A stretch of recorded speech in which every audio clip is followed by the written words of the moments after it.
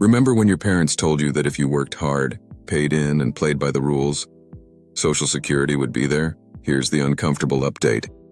The nonpartisan Congressional Budget Office, the government's own financial scorecard, just moved up the expiration date. The Social Security Trust Fund that pays your retirement check, they're now projecting it runs dry in 2032, 6 years from right now.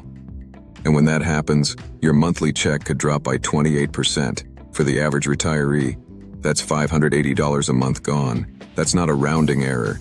That's your grocery bill. That's a car payment. That's real money. Now, before you close this tab and go stress eat whatever's in the pantry, stick with me, because there's a real story here that nobody's telling you, and it's actually less scary than the headlines and more actionable than you think. I'm Eli. This is 50 cents of advice. Let's decode this thing. Okay, first, what's actually happening? Because Social Security is going bankrupt gets thrown around a lot, and it's about as accurate as saying your car is totaled because the check engine light came on. Social Security isn't one big pot of money. There are actually two separate trust funds. The big one, the Old Age and Survivors Insurance Fund, or OASI, that's the one we're talking about today. That's the fund that pays retirement benefits to you, to your spouse, and to widowed spouses of deceased workers. So how does the OASI Trust Fund actually work? 3 sources fill it up. Right now, the fund holds about $2.19 trillion. That sounds like a lot, and it is. But here's the problem.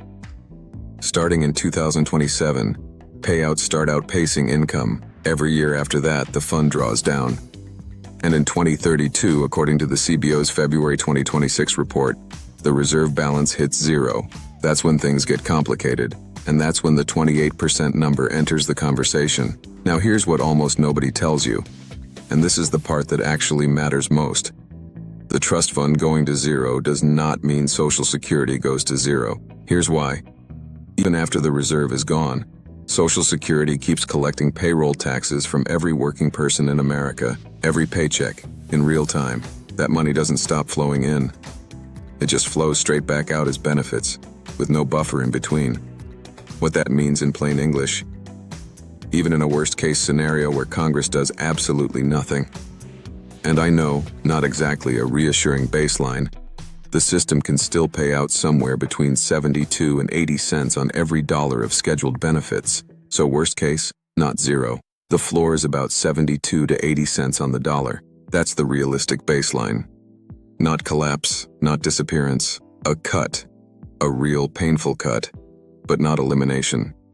This exact situation happened before. In 1983, Social Security was in crisis. Fund running low, political chaos, heated public debate. Sound familiar? Congress passed reforms that were supposed to hold until 2058. The Great Recession and rising income inequality changed the math, but Congress acted then, and the political reality today is the same. 69 million Americans who rely on Social Security vote in very high numbers. Lawmakers know that. Okay, let's make this personal, because 28% is abstract. What does this actually mean for a real household? $580 a month is a car payment. It's a month of groceries for 2 people. It's the difference between keeping the lights on and making very hard choices. For millions of people in our generation, that's not theoretical. That's the actual math. So when some talking head on cable says, diversify your income streams, sure, great advice, but some of us are working with what we've got. And what we've got, for a lot of people in this audience, is Social Security. If the cuts hit and you start pulling harder from your 401k or IRA to make up the difference, which sounds logical, you could end up pushing yourself into a higher tax bracket, and once you cross certain income thresholds, Medicare starts charging you more too. It's called IRMAA, Income-Related Monthly Adjustment Amount. It's the government's polite way of saying, nice try, now pay more. All right, enough problem. Let's talk solution. Specifically, what can you do? Not Congress. Not some future, better organized version of yourself. You, right now. Here are 5 moves worth your attention. This is the most practical thing I came across researching this video. If you're within 10 years of claiming Social Security, don't plug in your full projected benefit when you're doing retirement math. Use 75% of it instead. Why 75%? Because even in the worst case scenario, trust fund depleted, Congress still arguing at the 11th hour, you'd still receive about 72 to 80 cents on every dollar from real-time payroll taxes. Planning at 75% builds in a margin of safety without assuming total collapse. If the cuts don't happen, congratulations. You've got a monthly bonus. If they do, you built for it. We called this a margin of safety in corporate risk planning for decades. Same concept, different spreadsheet. Go to ssa.gov and create a My Social Security account. Free. Takes about 10 minutes. You'll see your earnings history and your projected benefit at 3 claiming ages: 62, your full retirement age, and 70. The general break-even for waiting from 62 to 67 is somewhere in your mid to late 70s. If you're in reasonable health with family longevity on your side, waiting usually wins mathematically. If you have serious health concerns or truly no other income source, earlier can make sense. The key is running your numbers, not a general example, yours. Every dollar you withdraw from a traditional 401k or IRA is taxed as ordinary income. That income is exactly what triggers higher Medicare premiums. A Roth account works differently. Withdrawals are tax-free, and they don't count toward IRMAA thresholds. If you're in a lower income year right now, semi-retired between jobs, business slow, this can be a strategic window to convert some traditional funds to Roth. I know diversify your income stream sounds like advice from someone who's never had to choose between a car repair and a utility bill. So let me be specific about what's realistic for our age group. The point isn't that you need to replace all of Social Security. Even $300 to $500 a month from a part-time or supplemental source could close much of a potential cut. Here's the adult version of this conversation. Congress will eventually fix this. They always do with Social Security, because the alternative is political suicide on an epic scale. But the fix has consequences too.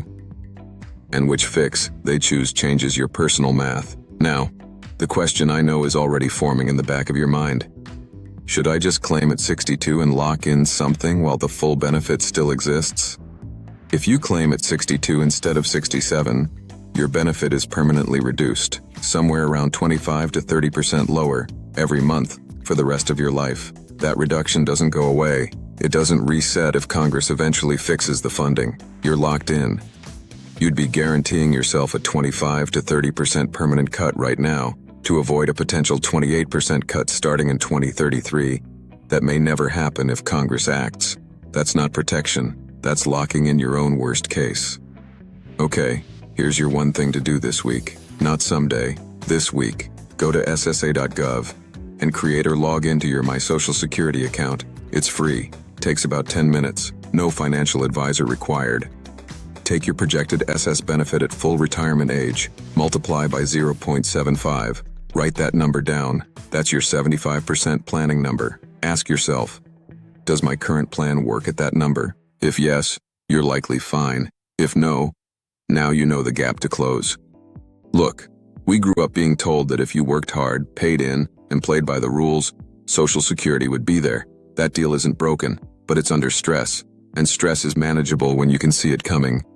And when you know what levers you can actually pull. The 28% cut isn't certain, but it's possible. And possible is enough reason to plan.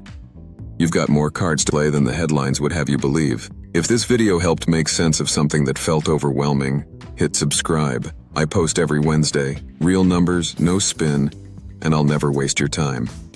Now go run those numbers.